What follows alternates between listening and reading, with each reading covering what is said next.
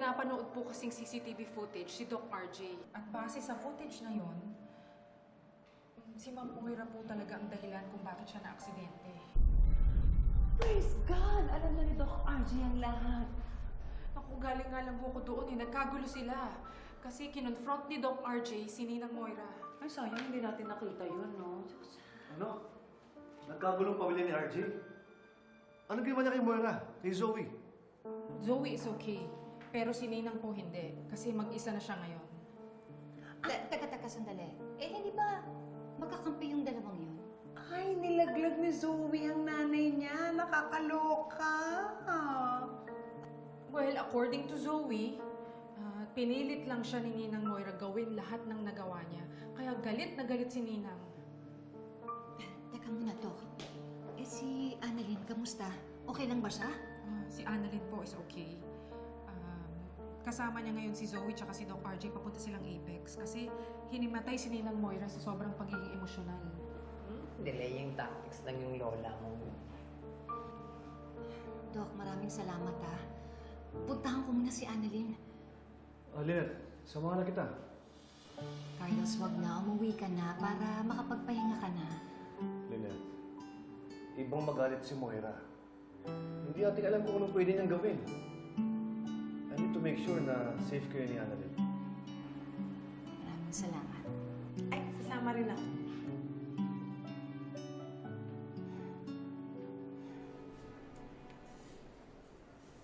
Okay, just continue checking. There has been an irregularity in her heart rate and rhythm, maybe due to heightened stress, which caused the decrease in blood flow in her brain, which caused the syncope. If you'll excuse me, I'll just check on Ma'am Moira again.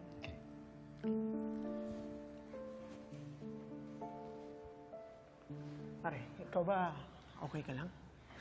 Baka kailangan mo magpa-check up. You don't look well. I'm not.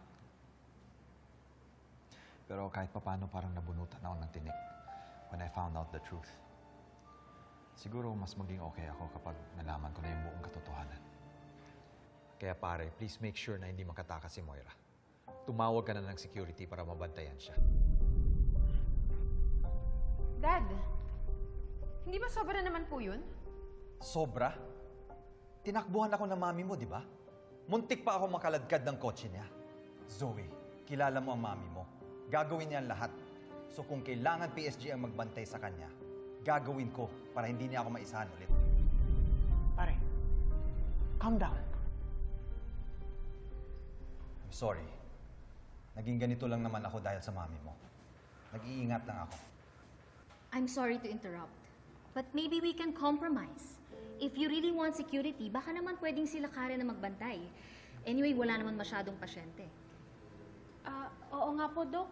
Kaya naman po namin magbantay. Opo, Dok. Kami ni Karen ang bahala kay Madam. Mag-1 is to 1 po kami. Hindi po namin hahayaang makatakas si Ma'am Moira sa amin.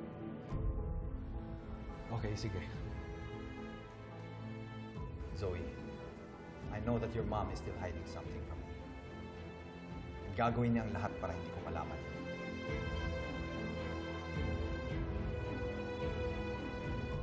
Naniwala ka naman na pinilit ni Ma'am Moira si Zoe. Hindi naman, pero paano kasi kung totoo talaga yung sinasabi ni Zoe? Na napilitan lang siyang kampihan yung mami niya kasi natatakot siya. Takot nga ano? Parang binablockmail siya, ganun. Ewan ko, hindi ko alam. Marami rin kasi hindi pa nasasabi si Ma'am Moira eh. Tapos nahimatay pa siya. Alam mo, yung ginawa ni Zoe, it's a classic example of survival of the fittest. Ganun. Matira, matibay. Pero grabe, kawawa naman si Doc RJ. Isipin mo si Ma'am Moira pa talaga yung dahilan ng aksidente niya.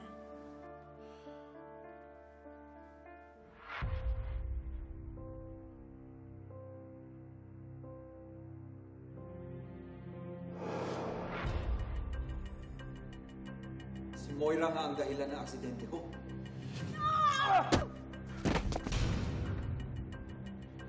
Moira!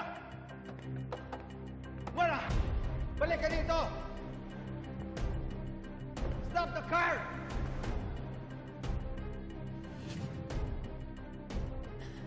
lang ako eh. It's either you or si Mom. Parehas ko kayong mahal.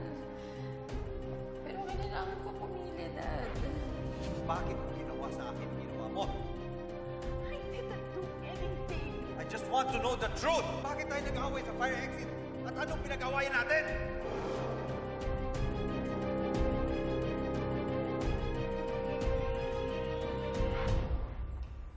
Tay. Okay ka lang po?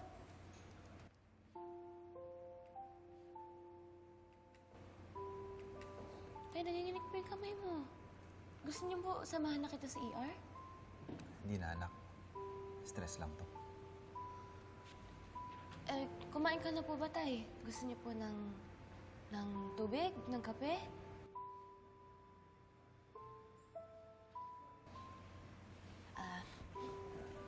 Tay, akin na po yung kamay mo.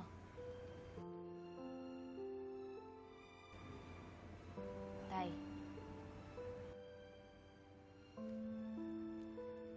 Dr. Tanyag, huwag ka pong makulit. Akin na po yung kamay mo.